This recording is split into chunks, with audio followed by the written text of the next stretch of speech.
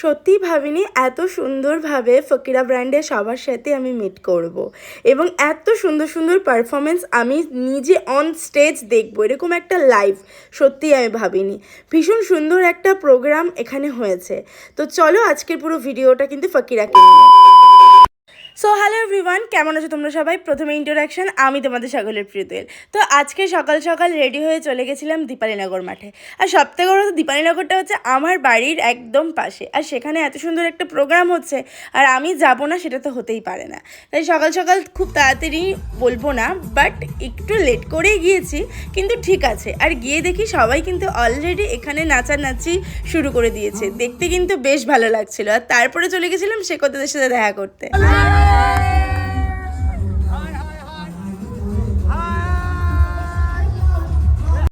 আর তারপরে গানের সাথে তাল মিলিয়ে একটা খুব সুন্দর ছোট খুদেদের পারফরমেন্স দিয়ে শুরু হলো এই প্রোগ্রামটা, বেশ সুন্দর। আর তার কিছুক্ষণের মধ্যে আমাদের এমপি এসে উপস্থিত হলো। আর এদিকে কিন্তু পুরো ফকিরা ব্যান্ডের পুরো প্রোগ্রাম দেখার জন্য ক্রাউড কিন্তু প্রচণ্ডই হয়ে গেছে। গোটা মাঠে এরকম করে শুধুমাত্র রং উঠছিল, দেখতেও যে কী ভালোটাই না লাগছিল আমি হয়তো বলে বোঝাতে পারবো না। আর আমরা সবাই কিন্তু প্রচণ্ড পরিমাণে এক্সাইটেড ছিলাম যে আর কিছুক্ষণের মধ্যে ব্র্যান্ড আমাদের সাথে প্রোগ্রাম করবে। অলরেডি আমরা সেই লাইভটা দেখব। আর এটা বলতে বলতেই কিন্তু ওদিকে ঘুরে দেখি যে ওদিকে স্টেজ ওরা রেডি করছে। আর তারপরে শেখরদা, আমি, অনু সবাই মিলে বেশ রং খেললাম অনেকটা। আর তারপরে চলে গেলাম ফকিরা ব্যান্ডের সাথে একটু মিট আপ করতে। ওদের সাথে দেখা করলাম, ছবি তুললাম, কথা বললাম, বেশ ভালো লাগলো। প্রত্যেকে কিন্তু খুবই ভালো। আর তারপরে আমরা সবাই মিলে একটু ভিডিও করছিলাম। চলো চলো চলো চলো চলো